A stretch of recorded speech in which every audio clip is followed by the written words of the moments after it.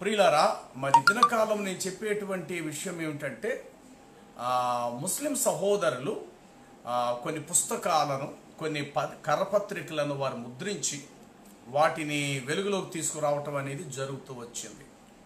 నిజంగా వారు ఇస్లాం మతంలో ఉన్న పవిత్రత, ఇస్లాంలో ఉన్న పరిశుద్ధమైన గౌరవనీయము మొదలగు వాటిని గురించి నిజంగా వారు 10 మంది మధ్యలో దానిని ప్రచురపరిస్తే గనుక అది చాలా గౌరవనీయం, చాలా విలువైనటువంటిది.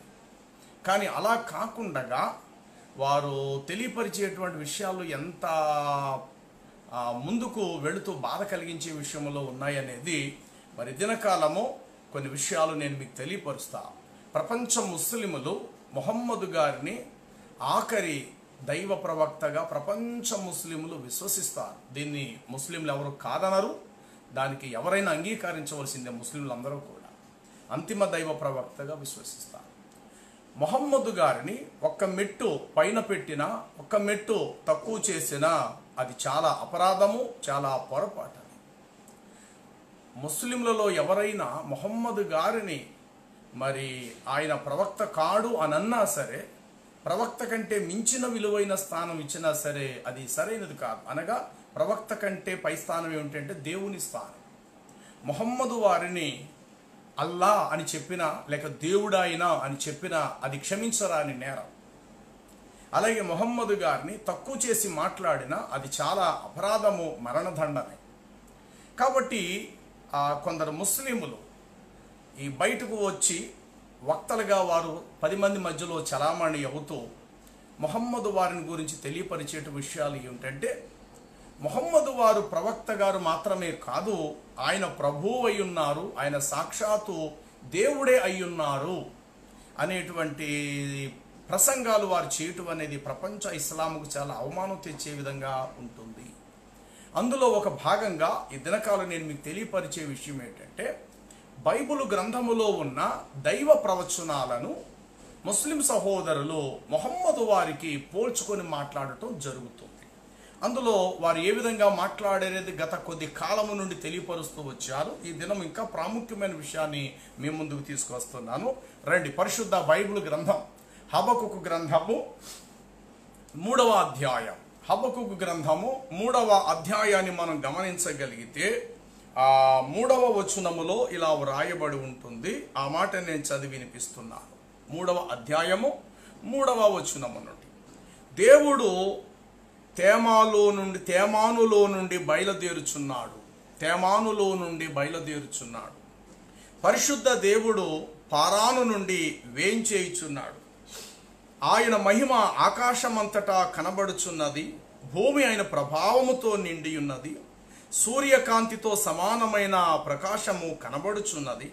ఆయన హస్తము నుండి కిరణములు బయలు వెళ్ళుచున్నవి. అచ్చట ఆయన బలము దాగి ఉన్నది. ఆయనకు ముందుగా తెగుళ్ళు నడుచుచున్నవి. ఆయన పాదముల వెంట అగ్ని మెరుపులు వచ్చుచున్నవి. ఆయన నిలవబడగా భూమి కంపించును. ఆయన చూడగా పర్వతములు ఆ జనులందరూ ఇటువటు తొలుగుదురు. ఆది కాలపు పర్వతములు బద్దలైపోవును, పురాతనమైన గిరులు అణగిపోవును అని వ్రాయబడినది. ఈ అధ్యాయంలో మొదటి మాట ఏమిటంటే, ప్రవక్త హబకుకు చేసిన ప్రార్థన ఈ విధంగా ఉంది. యెహోవా, నిన్ను గూర్చిన వార్త విని నేను భయపడుచున్నాను. యెహోవా, సంవత్సరములు జరుగుచుండగా నీ కార్యములను నూతనపరచుము. సంవత్సరములు జరుగుచుండగా వాటిని తెలియచేయము. కోపించుచూనే నీ వాత్సల్యము జ్ఞాపకమునకు తెచ్చుకొనుము అని అంటూ, దేవుడు తేమాలో నుండి బయలుదేరుచున్నాడు. పరిశుద్ధ దేవుడు పారానులో నుండి వేంచేయుచున్నాడు. ఆయన మహిమ ఆకాశమంతటా కనబడుచుంది. భూమి ఆయన ప్రభావముతో నిండి ఉన్నది అని చెప్పి 3వ వచనములో చెప్పబడినది. ఈ 3వ వచనములో చెప్పబడిన ఈ మాటలో ఉన్న సంపూర్ణమైన పరమార్థం ఏమిటి అంటే, దేవుడు తేమానులో నుండి బయలుదేరి వస్తున్నాడు. రాబోయే దేవుడు తేమానులో నుండి ఆయన బయలుదేరి రాబోతున్నాడు. అలాగే ఆ పరిశుద్ధ దేవుడు పారానులో నుండి ఆయన వేంచేయబోతూ ఉన్నాడు అనే విషయము ఇక్కడ స్పష్టంగా వ్రాయబడినది. అయితే ఇదే మాటను ముస్లిం సహోదరులు ఇదే మాటను వారు ఆదర్శంగా తీసుకొని ఈ మాటను తమ మొహమ్మదు ప్రవక్త గారికి అలంకరిస్తూ ఈ మాటలో దేవుడు అన్న పదాన్ని మొహమ్మదు వారికి ఆపాదిస్తూ దేవుడు తేమాలో నుండి బయలుదేరుతాడు అన్న మాట ఇది మా ప్రవక్త గారికి సంబంధించింది, మీ బైబిల్లో ఉంది. మీ బైబిల్లో ఉన్న ప్రవచనము ముస్లింలలో అది నెరవేర్చబడినది. దేవుడు తేమానులో నుండి బయలుదేరతాడు, పరిశుద్ధమైన దేవుడు పారానులో నుండి రాబోవచ్చు ఉన్నాడని వ్రాయబడింది. కాబట్టి ఆ ప్రవచనం సాక్షాత్తు మా ప్రవక్త మొహమ్మద్ గారికి సంబంధించింది అనంటూ దీనికి మరికొన్ని అలంకారణమైన విషయాలు బైబిల్లో ఉండటం, వాటిని కూడా వారు మొహమ్మద్ వారికి పోల్చుకొని మాట్లాడటం జరుగుతూ వచ్చింది. ద్వితీయోపదేశ కాండం 33వ అధ్యాయాన్ని మనం గమనించగలిగితే, దైవజనుడైన మోషే తాను మృతి పొందక మునుపు 33వ అధ్యాయంలో ఉంటుంది. దైవజనుడైన మోషే తాను మృతి పొందక మునుపు అతడు ఇశ్రాయేలీలను దీవించి ఈ విధముగా అతడిట్లు పలికెను. ఏమని? యెహోవా సీనాయి నుండి వచ్చును, సెయీరులో నుండి వారికి ఉదయించును, ఆయన పారాను కొండ నుండి ప్రకాశించును, వేవేల పరిశుద్ధుల సమూహముల మధ్య నుండి ఆయన వచ్చును, ఆయన కుడిపార్శ్వమున అగ్నిజ్వాలలు మరియు అగ్నిజ్వాలలు మెరయుచుండెను, ఆయన జనములను ప్రేమించును, ఆయన పరిశుద్ధులందరూ నీ వశమై ఉందురు, వారు నీ పాదముల యొద్ద సాగిలపడుదురు, వారందరూ నీ ఉపదేశమును అంగీకరించెదరు అని వ్రాయబడింది. ఈ మాటలు కూడా ముస్లిం సహోదరులు మొహమ్మద్ ప్రవక్త గారికి పోలుస్తూ యెహోవా సీనాయిలో నుండి వచ్చును అన్న మాట మా మొహమ్మద్ వారికి సంబంధించింది. తర్వాత సెయీరులో నుండి ఆయన వారికి ఉదయిస్తాడు, పారాను కొండ నుండి ఆయన ప్రకాశిస్తాడు, వేవేల పరిశుద్ధుల సమూహము మధ్య నుండి ఆయన వస్తూ ఉన్నాడు అన్న ఈ మాట మొహమ్మద్ వారు భూమి మీద పుట్టక పూర్వమే యూదా ప్రవక్తలు అనగా మోషే, అలాగే హబకుకు మొదలగు ఆ ప్రవక్తల చేత రాబోయే అంతిమ దైవ ప్రవక్త గురించిన సందేశాన్ని మీ బైబిల్లో సృష్టికర్తని యెహోవా దేవుడు వివరిస్తూ, ఇదిగో దేవుడు తేమాలో నుండి రాబోచున్నాడన్న దర్శనాన్ని హబకుకు ప్రవక్తకు బయలుపరిచాడు. అలాగే మోషే ప్రవక్తకు యెహోవా పారానులో నుండి ఆయన ప్రకాశించి వేవేల పరిశుద్ధుల పరివారం మధ్య నుండి ఆయన భూలోకానికి రాబోచున్నారు అన్న విషయాన్ని దైవజనుడైన మోషే కూడా దేవుడు తెలియపరిచారు. ద్వితీయోపదేశకాండం 33వ అధ్యాయం ఆ మొదటి 3 వచనాలు, హబకుకు గ్రంథము 3వ అధ్యాయము ఆ యొక్క మొదట ఆ 3-4 వచనాలు కూడా మా మొహమ్మదు వారికి సంబంధించింది అని అంటూ అందుకు సంబంధించిన మరికొన్ని విషయాలు వారి బైబిల్లో నుండి వెతుక్కొని అక్షరార్థమైనటువంటి విషయాలను ఆత్మ సంబంధమైన వాటిని అక్షరార్థముగా వారు పోల్చుకుంటూ వాటిని మొహమ్మదు వారికి వివరిస్తూ రావటం జరిగింది. నెంబర్ 1 మనం చదువుకున్న మొదటి మాట, దేవుడు తేమానులో నుండి బయలుదేరు. సాధారణంగా ఈ విషయాలు కూడా క్రైస్తవులు కూడా అంతగా తెలియకపోయి ఉండొచ్చు. ఎందుకంటే క్రైస్తవులు కూడా దేవుని ప్రేమ, దేవుని రక్షణ, నిత్య జీవం కోసం సంబంధించిన ప్రసంగాలనే సంఘాల్లోనూ విశ్వాసుల మధ్య బహిరంగ సభల్లో మాట్లాడుతూ ఇలాంటి విషయాలు అంతగా క్రైస్తవులు ప్రస్తావన చేసి ఉండకపోవచ్చు. ఇవి చదవాలి, వీటి వెనకాతల అర్థం ఏంటి తెలుసుకోవాలన్న ఆలోచన కూడా అంతగా క్రైస్తవ సహోదరుల మనసులో కూడా పుట్టకపోయి ఉండొచ్చు. ఎందుకంటే క్రైస్తవ్యం అనేది దేవుని ప్రేమ, రక్షణ, పాప క్షమాపణ, నిత్య జీవము, ఇవి మాత్రం చాలు. వీటిని గురించినటువంటి ప్రస్తావనే పెద్ద పెద్ద బోధకులైన ఇవే ప్రసంగాలు వారు చేస్తూ ఉంటుంటారు తప్ప ఇంత డీపుగా ఇంత లోతైన విషయాలను వాటిని ఏ విధముగా అది క్రీస్తుకు సంబంధించినవా ఆ ప్రవచనాలు లేక మొహమ్మదు వారికి సంబంధించినవా ఈ ప్రవచనాలు అనే విషయంలో క్రైస్తవులు అంతగా వాటి కోసం పట్టించుకోలేకపోయి ఉండొచ్చు. కానీ ఇవే విషయాలు ముస్లిం సహోదరులు తీసుకొని మొహమ్మదు వారికి వారు ఆ విషయాలను పోలుస్తూ నిన్నటి వరకు మొహమ్మదు వారిని దైవ ప్రవక్త అన్న వారు ఇంకొక మెట్టు పైకి ఎక్కిపోయి ఈరోజు మొహమ్మదు వారు కేవలం ప్రవక్త మాత్రమే కాదు, ఆయన సాక్షాత్తు దేవుడు క్షమించునుగాక ఈ మాట అన్నాను. దేవుడే ఆయన సాక్షాత్తు దేవుడు. ఎందుకంటే బైబిల్ చెప్తుంది దేవుడు తేమానులో నుండి వస్తాడన్నారు. కాబట్టి తేమాలో నుండి వచ్చిన దేవుడు మొహమ్మదు మా ప్రవక్త గారే. కాబట్టి ఆయన మీ బైబిల్ దేవుడు అని సంబోధించింది, తప్పేముంది? కాబట్టి మొహమ్మదు వారు సాక్షాత్తు దేవుడే. అలాగే మోషే ప్రవక్త గారు కూడా చెప్పారు, యెహోవా లేక దేవుడు పారాను కొండ నుండి ప్రకాశిస్తారని చెప్పారు. కాబట్టి ఆ పారాను కొండ నుండి వచ్చింది కూడా మా మొహమ్మదు ప్రవక్త గారే. అందుకు మీ బైబిలు మా మొహమ్మదు వారిని దేవుడు అని పిలుస్తూ ఉంది. కాబట్టి ఓ క్రైస్తవులారా, మనిషి కుమారుడు అని చెప్పుకున్న యేసుక్రీస్తును విడిచిపెట్టండి, దేవుడు అని బోధిస్తూ ఉన్నటువంటి మొహమ్మదు ప్రవక్త గారినే ప్రపంచ క్రైస్తవులారా మీరు విశ్వసించండి అనంటూ వారు పుస్తకాలైతేనేమి, పబ్లిక్లో సభల్లోనైతేనేమి బల్లగుద్ది వారు ప్రసంగాలు చేసేస్తూ కరపత్రికలను ముద్రించి పంపిణీ చేస్తూ ఈ బైబిల్లో ఉన్న విషయాలను తీసుకొని వారు మొహమ్మదు వారికి పోల్చుకోవటం అనేది జరుగుతుంది. ముందుగా ప్రియులరా, బైబిల్ గ్రంథం అనేది దేవుని ఆత్మచేత వ్రాయబడిన గ్రంథం అన్న సంగతి మొదట మనం తెలుసుకోవాలి. ఇదేమి వార్తాపత్రిక న్యూస్ లాంటిది కాదుగాక, ఎవరు పడితే వారు మైక్ చేత్తో పట్టుకుని ఇక్కడ ఏం జరిగిందని రాసేసి చెప్పేయడానికి. ఈ వార్తలు చెప్పే సందర్భాల్లో కూడా కొన్ని చోట్ల ఎలా ఉంటుందంటే, ఒక ఛానల్ వాడు చెప్పింది ఇంకో ఛానల్ చెప్పేవాడు చాలా వ్యతిరేకంగా ఉంటుంది. ఈ ఛానల్లో చచ్చిపోయిన వాళ్ళు ఇంతమంది అంటే ఇంకో ఛానల్ వాళ్ళు ఏం చెప్తారంటే లేదు ఇంతమంది చచ్చిపోయారు అని అంటారు. కాబట్టి ఈ భూ సంబంధమైనటువంటి వార్తలు ఒకదానికొకటి పొత్తు కుదరలేని సందర్భాలు, చాలా సందర్భాల్లో మనుషులు విసుక్కుంటారు. ఏంటి పలానా టీవీ వాడు ఇలా చెప్పాడు, పలానా ఛానల్ వాడు ఇలా చెప్పాడు, పలానా ఛానల్ వాడు ఇలా చెప్పాడని చెప్పేసి మనుషులుగా మనమే అనుకుంటాం. ఎందుకంటే ఇవి భూ సంబంధమైనవి కాబట్టి ఇందులో పొరపాట్లు ఉండొచ్చు, ఇందులో హెచ్చుతగ్గులు అనేటువంటివి ఉండొచ్చు. మరి దేవుడు ఆది నుండి కూడా ఒక నియమం, ఒక ప్రణాళిక కలిగి ఉన్నప్పుడు ఆయన ఒక క్రమ పద్ధతి చొప్పున భూలోకానికి తన నిబంధనలు తెలియపరుస్తున్నప్పుడు మధ్యలో దేవుడు ఎందుకు తొట్టుపాటు పడతాడు? దేవుడు ఒక నిబంధన ఫలానా అని అనుకున్నప్పుడు మధ్యలో దాన్ని ఎలా ముగించేస్తాడు, ఎలా తొట్టిల్లిపోతాడు? ఏదైనా ఒక ప్రణాళికను కలిగి ఉన్నాడంటే దానికి సంబంధించిన అలంకరణ విషయాలు చాలా వస్తాయి. అయితే అలంకరణ విషయాలని బోధిస్తూ చివరకు ఆత్మ సంబంధమైన దాని దగ్గర దేవుడు దాన్ని ముగించటం అనేది జరుగుద్ది. అందుకే పూర్వ ప్రవచనాలు కానీ, నిబంధనలు కానీ, పండుగలు కానీ, అమావాస్య దినాలు కానీ ఇవన్నీ కూడా క్రీస్తు యేసులో సంపూర్ణముగా అవి అవునన్నట్టుగా నెరవేర్చబడుతూ వచ్చాయి. ఆ పాతకాలంలో జరిగినవన్నీ కూడా ఛాయారూపమే తప్ప నిజస్వరూపమైతే కావు.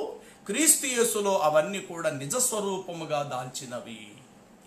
అయితే ముస్లిం సహోదరులు ఈ రెండు విషయాల్లో మాత్రం మొహమ్మదు వారిని ప్రవక్తగా కంటే మరి 10 రెట్లు పై స్థానంలో పెట్టేసి, అల్లా స్థానంలో పెట్టేసి ఆయన సాక్షాత్తు దేవుడని చెప్పేసి కొన్ని సందర్భాలు చెప్పిన సందర్భాలు కూడా ఉన్నాయి. వాస్తవానికి నిజానికి ముస్లిం సహోదరులు కొందరు చెప్పుకున్నట్లు మొహమ్మద్ గారు నిజంగా దేవుడే అయితే గనుక బైబిల్ ఖురాన్ గ్రంథంలో చెప్పే అల్లా అబద్ధుడు అని చెప్పుకోవాలి ఇప్పుడు. ఎందుకంటే ఖురాన్ గ్రంథము 114 అంటే ఖురాన్ సూరే ఇఖ్లాస్ అన్నమాట. అందులో ఏమంటే అల్లా ఎవరికీ సంతానము కాడు, అలాగే అల్లాకి ఎవరు కూడా సంతానము లేరు. ఆయన ఎవరికీ పుట్టలేదు, అలాగే ఆయనకు ఎవరూ పుట్టలేదు.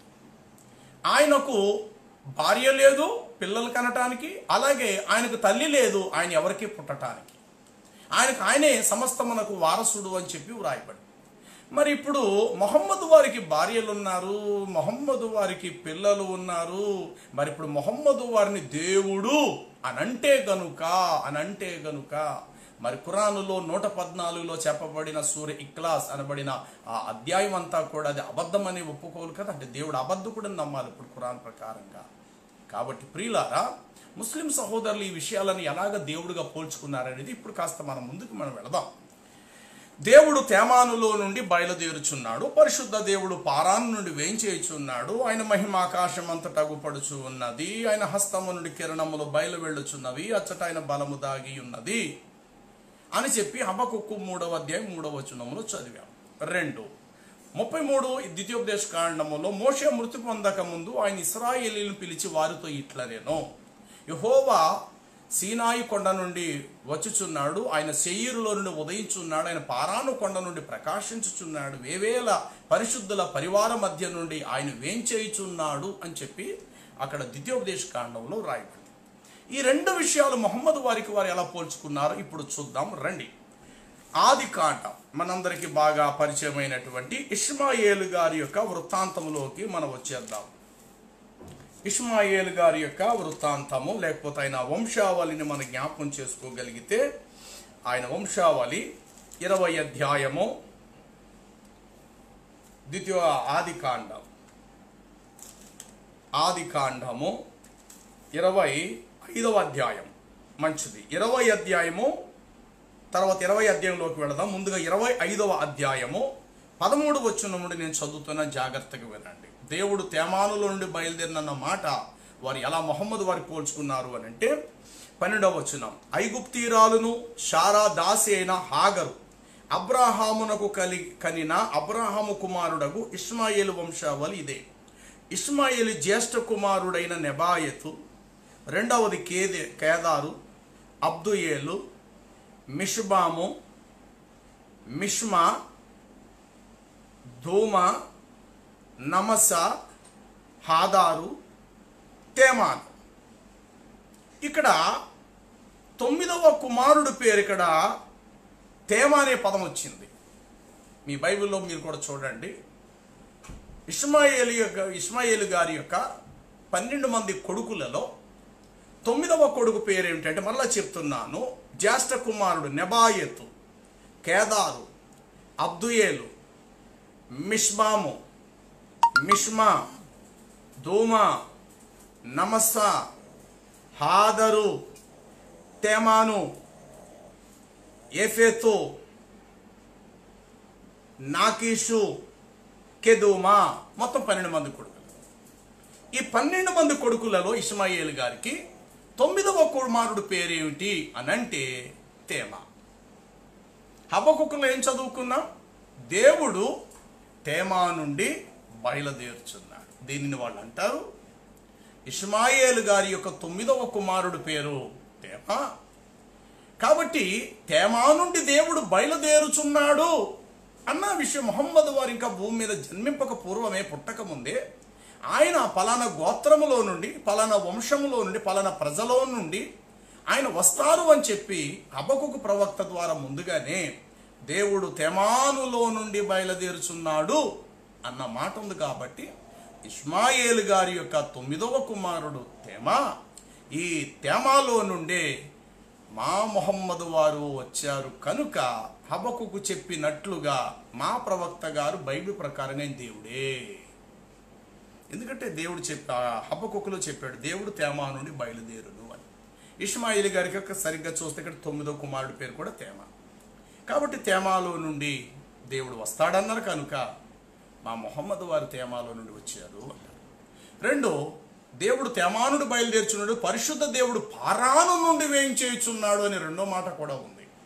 చూద్దాం 21 అధ్యాయము ఆది కాండము 21 అధ్యాయము 20 వచనం కానించి చదువుదాం. 21, 20 కానించి.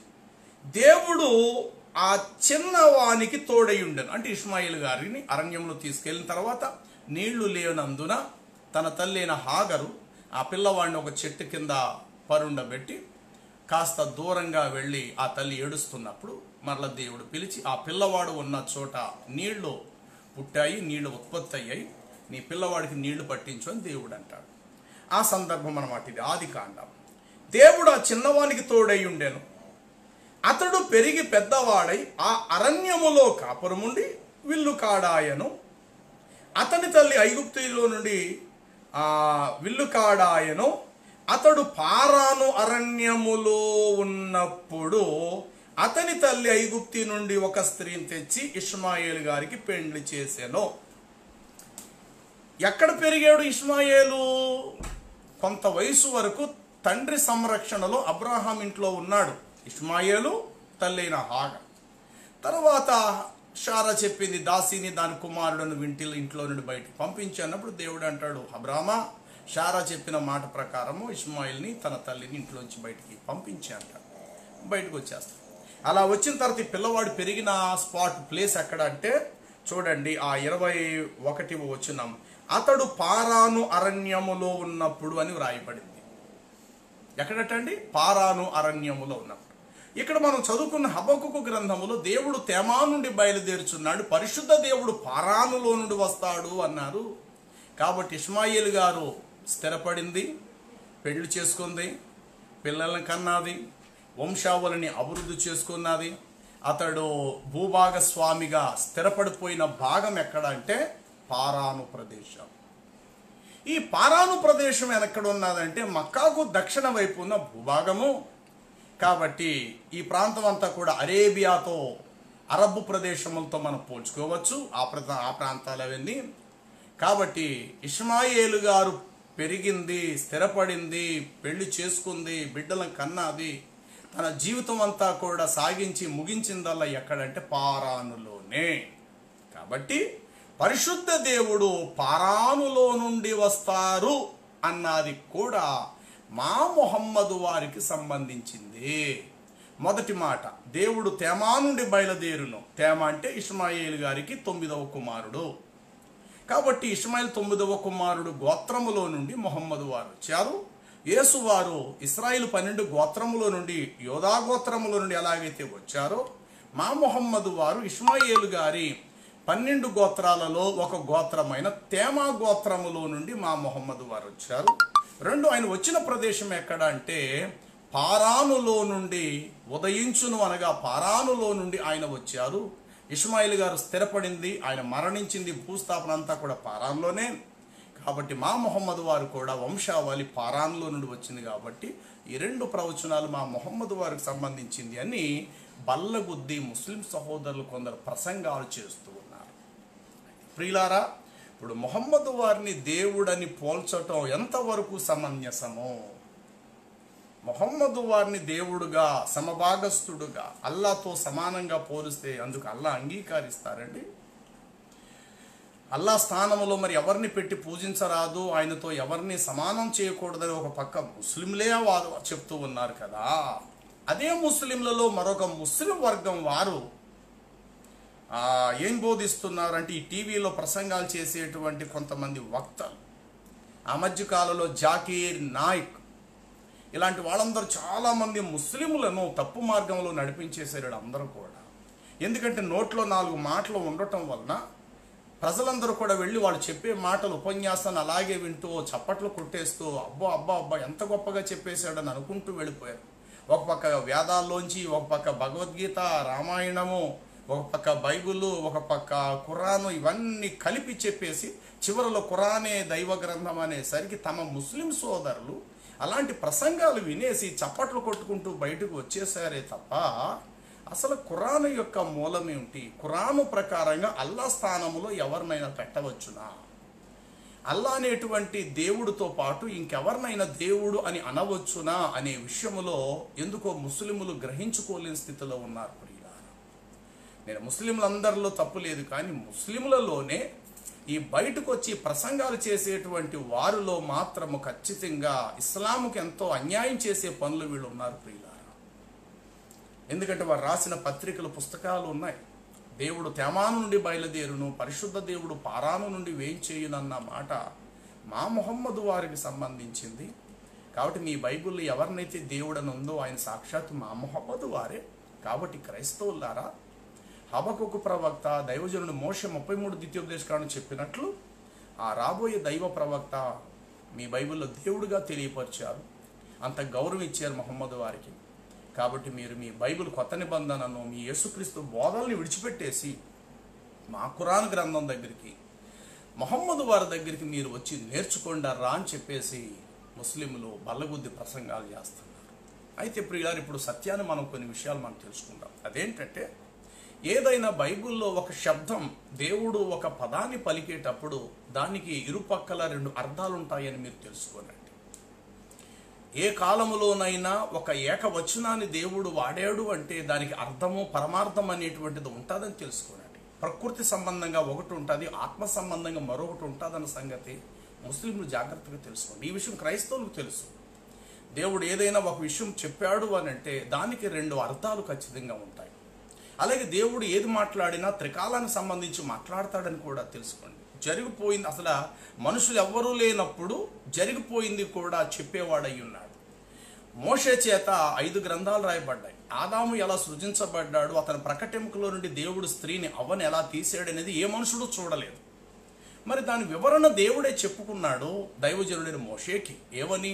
ఆదిలో నేను ఇలా చేశాను, మొదటి రోజు ఆకాశాన్ని భూమిని ఇలా చేసి 6వ రోజు మనిషిని మట్టితో నేను చేశాను, వాడికి గాఢ నిద్రించి స్త్రీని సృష్టించానని దేవుడు మోషేతో చెప్పగా మోషే దానిని శాంతముగా గ్రంథస్థం చేయడం జరిగింది. అంటే జరిగిపోయినవి చెప్పేవాడు దేవుడు, జరుగుచున్నవి చెప్పేవాడు దేవుడు, మనుషులకి తెలియలేను ఇంకా జరగబోయే ఎన్నో విషయాలను ముందుగా తెలియపరిచేవాడు కూడా సృష్టికర్త అయినటువంటి దేవుడు. ఆయన మాత్రమే బైబిల్లో మనకు కనబడతాడు. అందుకు బైబిల్లో ఉన్న దేవుడు ఎవరంటే త్రికాలానికి సంబంధించిన వాడు, వర్తమాన భూత భవిష్యత్ కాలాల్లో ఉండు సర్వాధికారి అయినటువంటి దేవుడు ప్రియులారా.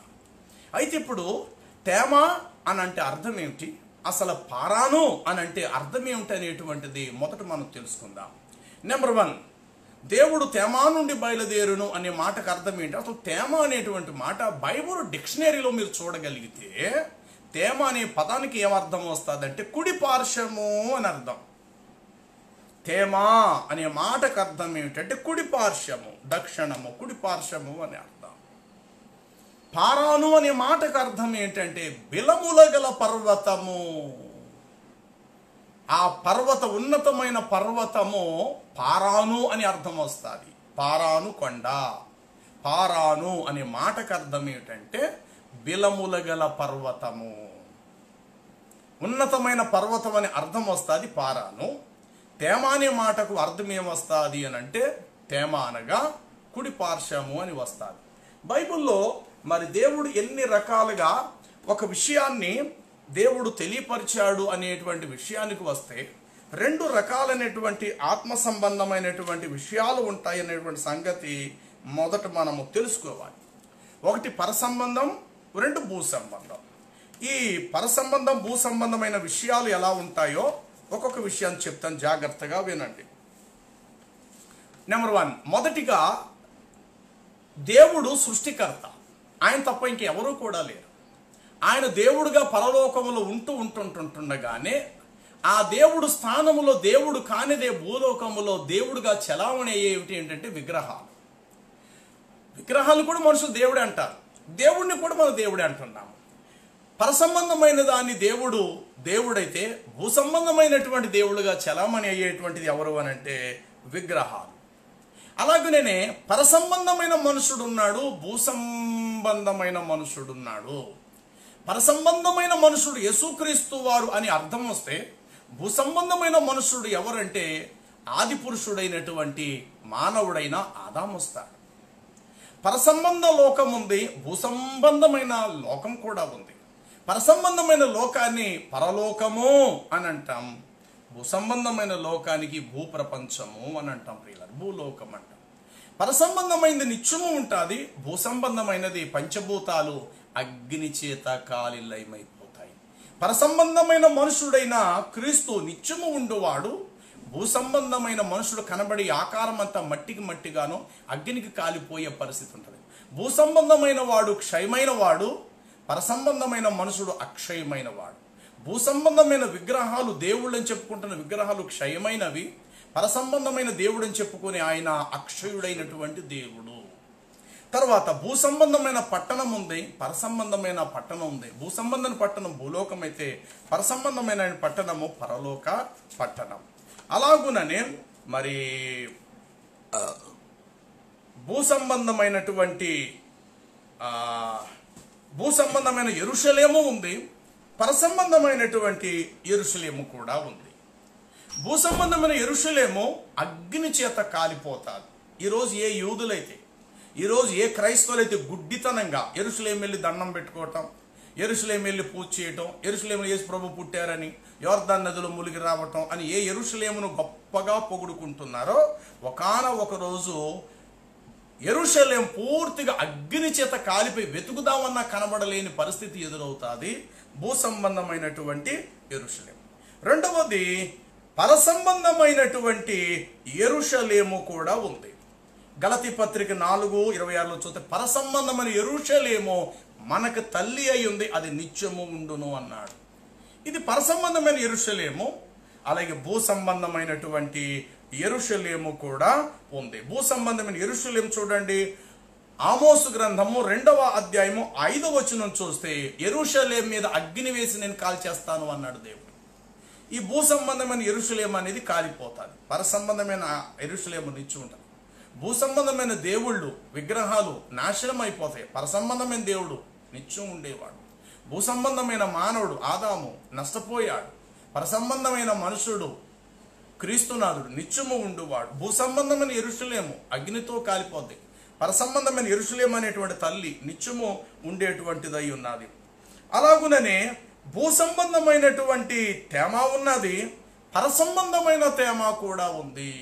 భూ సంబంధమైన తేమ ఇష్మాయేలు యొక్క 9వ కుమారుడు, అతడు నివసించిన ప్రదేశమే తేమాను ప్రదేశము అంటారు.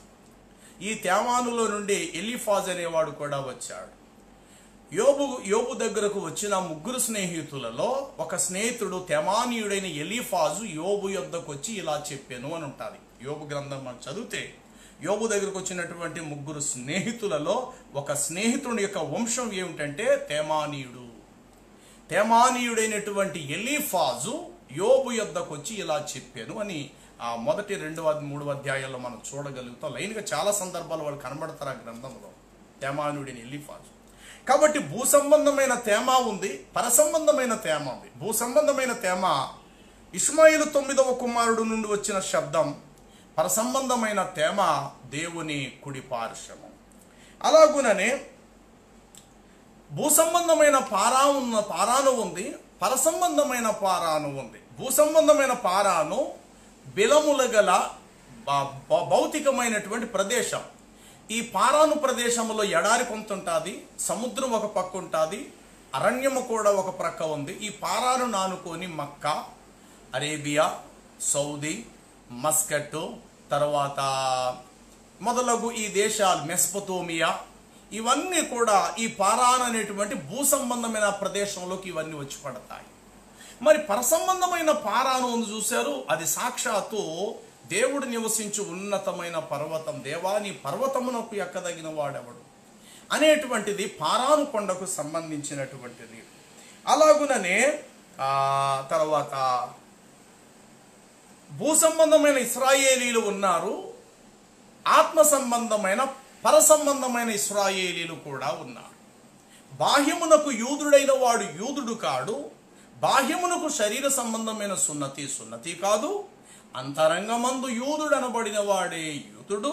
అలాగే సున్నతి అనేది అక్షరము వలన కలిగినది కాదు గాని ఆత్మ సంబంధమునై ఉన్నది అని చెప్పి వ్రాయబడింది. అంటే భూ సంబంధమైన సున్నతి ఉంది, ఇది అబ్రహాము ద్వారా వచ్చింది. పర సంబంధమైన సున్నతి ఉంది, అది క్రీస్తు ద్వారా స్థిరమైనటువంటిది. అబ్రహాము ద్వారా వచ్చిన సున్నతి కొట్టివేయబడింది, క్రీస్తు ద్వారా వచ్చిన సున్నతి నిత్యము నిలిచి ఉండేదై ఉన్నది. అలాగుననే మరి భూ సంబంధమైన ఇశ్రాయేలీలు ఉన్నారు, వాళ్ళు ఎవరంటే అబ్రహాము సంతతి వారు. అలాగే ఆత్మ సంబంధమైన ఇశ్రాయేలీలు ఉన్నారు, వారు ఎవరంటే ఆత్మయందు పరిశుద్ధపరిచి కడగబడిన వారు, దేవుని చేత ప్రత్యేకంగా ముద్రించబడిన వారు, ఆత్మ సంబంధమైనటువంటి ఇశ్రాయేలు. అలాగే భూ సంబంధమైన ప్రేమ ఉంది, పర సంబంధమైన ప్రేమ ఉంది. ఏమంటే భూ సంబంధమైన ప్రేమలో స్వార్థం ఉంది, ఈర్ష్య ఉన్నది, ఆశించటం ఉన్నది. ఏమంటే ఒక అమ్మాయి అందంగా ఉంటే ఆ అమ్మాయిని ప్రేమిస్తాడు, ఎరా ఏట్రా నువ్వు చేసే పని అంటే అమ్మాయిని ప్రేమిస్తున్నాను అంటాడు. ఏమంటే అది ప్రేమ అవుతుంది కదా. దాన్ని ఏమంటారు అని అంటే ఒక మాటలో చెప్పాలంటే ఆర్జించుట, లేకపోతే వాంఛ, కోరిక తీర్చుకోవటం కొరకు ఆ వ్యక్తిని ప్రేమిస్తున్నాడు. ఆ అమ్మాయి దొరికితే కనుక అమ్మాయిని అనుభవిస్తాడు. తర్వాత ఒకవేళ అమ్మాయికి ఏమైనా లోపం వచ్చి కాలో చెయ్యో ఒకవేళ శరీరం కొంతవరకు బర్న్ అయి కాలిపోతే గనుక మొదట అమ్మాయిని ప్రేమించిన ప్రేమతో ఆ తర్వాత ప్రేమించలేడు, ఆ అమ్మాయి ఉంటుండగా ఇంకో స్త్రీతో వెళ్ళిపోతాడు వీడు. కాబట్టి అది ప్రేమ ఎలాగా వద్ది? ఈ ప్రేమలో విషం ఉంది, ఈ ప్రేమలో స్వార్థం ఉంది, ఈ ప్రేమలో తనకు కావాలనేటువంటి కోరిక ఉంది. పరసంబంధమైనటువంటి ప్రేమ అది నిత్యం ఉండేది, భూ సంబంధమైన ప్రేమలన్నీ చెడిపోతాయి, పాడైపోతాయి. పరసంబంధమైనటువంటి ప్రేమ మాత్రము ఎప్పుడు కూడా నిలిచి ఉండేటువంటిదిగా ఉండిపోతుంది. కాబట్టి ప్రియులారా, ఇలా చెప్పుకుంటూ వెళ్తే మరి భూ సంబంధమైనటువంటి తేమ, పర సంబంధమైన తేమ కూడా ఉంది. భూ సంబంధమైన పారాను ఉంది, పర సంబంధమైనటువంటి పారాను అనేటువంటిది కూడా ఉంది. అయితే ఇప్పుడు బైబిల్ ప్రకారము దేవుడు, పరిశుద్ధ దేవుడు పారాను నుండి వేయించేస్తాడు అని ఉంది కదా. అదే హబక్కుకు గ్రంథము ఈ అధ్యాయం అంతటిని చదివితే అసలు హబక్కుకు ప్రవక్త ఇక్కడ 2 రకాల ప్రవచనాలు ప్రవచించాడని మొదట తెలుసుకోవాలి, క్రైస్తవులైన ముస్లింలైనా. ఈ 3వ అధ్యాయం అంతట్లో కూడా 2 రకాల ప్రవచనాలు ఇక్కడ వ్రాయబడ్డాయి. ఒకటి, క్రీస్తు 33.5 సంవత్సరాలు ఈ భూమి మీదకు వచ్చి జీవించి ఆయన జీవితంలో 33.5 సంవత్సరాలు ఏవి సంభవించబోతాయి అనే విషయాలు కూడా హబక్కుకు 3వ అధ్యాయంలో చెప్పబడ్డాయి. రెండవది, రెండవ రాకడలో ఆయన వచ్చేటప్పుడు ఏం జరుగుద్ది అనేటువంటి విషయాలు కూడా ఇదే హబక్కుకు గ్రంథము 3వ అధ్యాయంలో చెప్పబడ్డాయి. అంటే ఈ 3వ అధ్యాయం అంతా కూడా ఎవరి కోసం చెప్పబడిందంటే నిజం చెప్పాలంటే క్రీస్తుకు సంబంధించినవి. ఎందుకంటే దేవుడు తేమా నుండి బయలుదేరు అనే మాటకు అర్థం ఏంటంటే, తేమ అంటే మనకు అర్థమైన విషయం ఏంటంటే కుడి పార్శ్వము. అంటే కుడి పార్శ్వము నుండి దేవుడు బయలుదేరును అని మనం అర్థం చేసుకోవాలి. మరి కుడి పార్శ్వమున ఉన్న దేవుడు ఎవరు? ఎవరికి కుడి పార్శ్వం? ఎవరికి కుడి పార్శ్వము? ఎవరి కుడి పార్శ్వము నుండి దేవుడు బయలుదేరాలి? చూడండి, హబక్కుకు గ్రంథము 2వ అధ్యాయము చివరి మాట. అయితే యెహోవా తన పరిశుద్ధ ఆలయములో ఉన్నాడు. అంటే ఎక్కడున్నాడు ఈయన? సృష్టికర్త అయిన దేవుడు ఎక్కడున్నాడు అంటే యెహోవా తన పరిశుద్ధ పరలోక పట్టణం, ఆయన సన్నిధిని భూలోకమంతా మౌనముగా ఉండుగాక అన్నాడు. అంటే దేవుడు ఉన్న ఆ పరలోక పట్టణములో దేవునికి కుడి పార్శ్వము, కుడి చేతి వైపు ఉన్నవారు ఎవరు అనంటే, దేవుని కుడి చేతి వైపు ఉన్న రక్షకుడు ఎవరు అని ఆలోచన చేస్తే దేవునికి కుడి పార్శ్వములో ఉన్నవాడు సాక్షాత్తు ప్రభువైనటువంటి యేసుక్రీస్తు వారే. ఇందులో ఎంత మాత్రం కూడా సందేహము లేదు. మరి దేవుని కుడి పార్శ్వమున ఉండేటువంటి ఆ రక్షకుడు ఎవరు అని మనం చూడగలిగితే గనుక నిజానికి దేవుని కుడి పార్శ్వమున ఉన్నది ఎవరంటే సాక్షాత్తు యేసుక్రీస్తే. ఎందుకంటే యేసుక్రీస్తు ప్రభువారు చనిపోయి పరలోకానికి ఎత్తబడి ఆయన పరలోకమందు తండ్రి యొక్క కుడి పార్శ్వమున ఆయన ఆసీనుడై ఉన్నట్లుగా మనం చూస్తాము. ఆయన కుడి పార్శ్వమున ఆసీనుడై ఉండెను. నెంబర్ 1, కీర్తనల గ్రంథము 110 కీర్తన 1 నుండి 4 వచనాలు మనం చూడగలిగితే అక్కడ ఇలా వ్రాయబడి ఉంటుంది. యెహోవా సెలవిచ్చిన వాక్కు ఇదే, ఏమనగా ప్రభువు, నా ప్రభువును గురించి యెహోవా సెలవిచ్చిన వాక్కు, నేను నీ శత్రువులను నీ పాదం పీఠముగా చేయు వరకు నీవు నా కుడి పార్శ్వమున కూర్చుండుము అని చెప్పాను. కుడి పార్శ్వం అంటే తేమ. మనం ఇలా అర్థం చేసుకుందాం. యెహోవా ఇలా సెలవిచ్చాను, నేను నీ శత్రువులను నీ పాదపీఠం చేయ వరకు నీవు వచ్చి నా తేమాలో కూర్చుండుము. తేమ అనే మాటకు అర్థం ఏంటంటే కుడి పార్శ్వం. ఒక సందర్భంలో మోషే అక్క మిరియాము, అహరోను మోషే విషయంలో కొంచెం బాధపడ్డారు. ఎందుకంటే మోషే కూషు దేశస్తురాలను పెండ్లాడెను అన్నాడు. అక్కడ ఆ మాటకు అర్థం ఏంటంటే, కూషు అనే మాటకు అర్థం ఏమిటంటే నల్లనిది అని అర్థం వస్తారు. కూషీలు అంటే ఆఫ్రికా వాడు. కూషు దేశస్తుడు తన చర్మమును మార్చుకొనగలడా అని ఇర్మియాలో రాయబడింది. కూషీలు అనే మాటకు అర్థం ఏంటంటే ఆఫ్రికాన్స్, నల్లని జాతి వారు, నల్లని శరీరాలు గలవారు అని అర్థం. మోషే పెళ్లి చేసుకున్న భార్య సిప్పోరా రంగు ఎలాంటిదంటే నల్లని రంగు గలది. అయితే అక్కడ మోషే కూషు దేశస్తురాలను పెళ్లి చేసుకునేనంటే కొందరు అంటారు మోషేకు రెండో కూడా పెళ్ళి అయినట్టుంది. ఎందుకంటే కూషు దేశస్తురాలని అనుకునే ఆ గుడ్డితనగా నమ్మే అజ్ఞాన క్రైస్తవులు, వాక్య జ్ఞానం లేని క్రైస్తవులు కొంతమంది ఉన్నారు. ఇక్కడ కూషు అనే మాటకు అర్థం ఏంటంటే అక్కడ వ్యక్తి యొక్క రంగును చూపించాడు దేవుడు. అలాగే తేమ అనే మాటలో భావం ఏమిటి దేవుడు చూపించాడు. తేమ అనే మాటకు అర్థం ఏంటంటే కుడిపార్శ్వం అని అర్థం తప్ప, తేమ అంటే ఇష్మాయిల్ యొక్క 9వ కుమారుడులో నుండి రాబోయే రక్షకుడు మొహమ్మదు అని కాదు ఇక్కడ అర్థం. నెంబర్ 1, కుడి పార్శ్వమున ఉన్న దేవుడు ఎవరు అని అంటే రండి, 110వ కీర్తన ప్రకారముగా దేవుడు నా ప్రభుతో ఇలా సెలవిచ్చాను, నీ శత్రువును పాదపీఠముగా చేయ వరకు నీ వచ్చి నా కుడి పార్శ్వమున కూర్చుండుము అన్నాడు. అంటే కుడి పార్శ్వం అనే మాటకు అర్థం తేమాలో కూర్చుండుము అని అర్థం. తర్వాత మత్తయి సువార్త 26:64లో ఆ తేమాలో నుండి రాబోయే దేవుడైన ప్రభువు తనను గురించి తాను ఇలా సాక్ష్యం ఇచ్చుకొనెను. ఇదిగో యేసు ఇట్లు చెప్పాను, ఇది మొదలుకొని మనుష్య కుమారుడు దేవుని కుడి పార్శ్వమున కూర్చొని ఉండుట మీరు చూచెదరు అన్నాడు. అంటే ఇక్కడ తేమ అనే మాటకు అర్థం కుడి పార్శ్వం. అంటే ప్రభు చెప్తున్నాడు, నేను తేమాలో కూర్చుండబోతున్నాను అన్నాడు. అంటే తేమాలోకి వెళ్ళి కూర్చున్న వాడే ఒకానొక రోజు మరల తేమా నుండి తాను బయలుదేరి భూలోకానికి రాబోతాడు అని అర్థం. మరి తేమాలో కూర్చున్నవాడు ఎవరంటే యేసే. ఆయన చనిపోయి సమాధి చేయబడి తండ్రి కుడి పార్శ్వమున ఆసీనుడాయను అని రాయబడింది.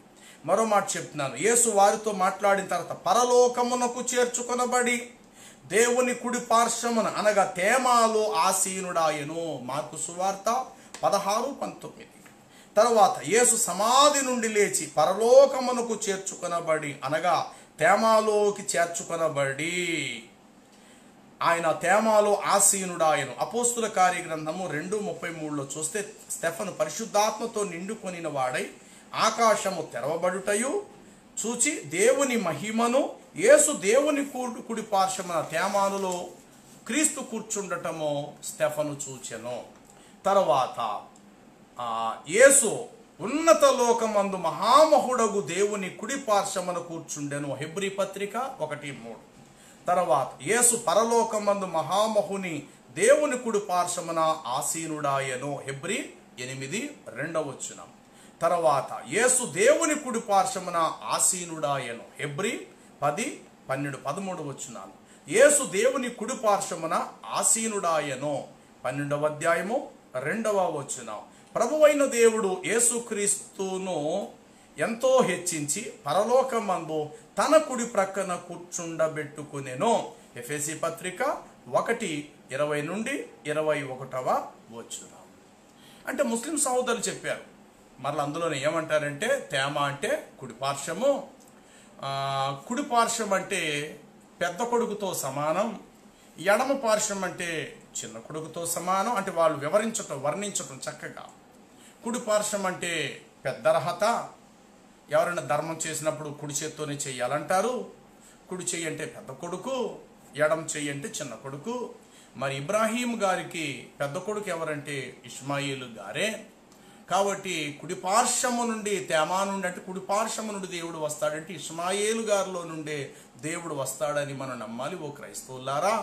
కాబట్టి మా మొహమ్మద్ వారు తేమా అలాగే ఇష్మాయిల్ గారి యొక్క 9వ కుమారుడు వంశంలో నుండి వచ్చాడంటారు. ఒక విషయం చెప్పాలంటే బైబిల్లో యేసుక్రీస్తు యూదా గోత్రములో నుండి వచ్చేనని స్పష్టంగా ఆనవాలున్నట్లు ఖురాను ప్రకారంగా ముస్లింల ఉద్దేశ ప్రకారంగా అసలు ఖురాన్ అంతటిలో మొహమ్మద్ వారు ఇష్మాయేలు వంశంలో నుండి వచ్చాడని ఆనవాలు ఒక్కటి కూడా లేదు.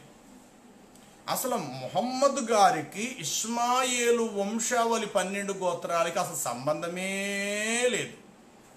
ఇంకా చెప్పాలంటే అసలు ఇష్మాయిల్ గారు ఏ గోత్రంలో నుండి కానీ మొహమ్మద్ వారు పుట్టినట్లు సందర్భం ఆనవాళ్ళు అయితే అసలు ఖురాన్లో లేదు. ఏమంటే ఖురానులో లేని మాట మనకెందుకండి? బైబిల్లో ఉంది. యేసు దావీదు వంశము గోత్రమునై ఉంటాను, ఆయన వంశంలో నుండి వచ్చాడు ఆయన. కాబట్టి యేసుకు ఒక ఆనవాలు ఉంది, యేసుకు ఒక ప్రామాణికం ఉంది. ఆయన యూదా గోత్రంలో నుండి వచ్చాడు. ఎందుకంటే ఈరోజు కూడా యేసుక్రీస్తు యూదా దేశంలో ఆయన పుట్టిన సందర్భాలు అన్నీ కూడా ఇజ్రాయెల్ దేశంలో ఉన్నాయి. కానీ ఇష్మాయేలు గారు వంశంలో నుండి మొహమ్మద్ పుట్టారని చెప్పడానికి ఖురాన్ ఒక ఆనవాలు లేదు.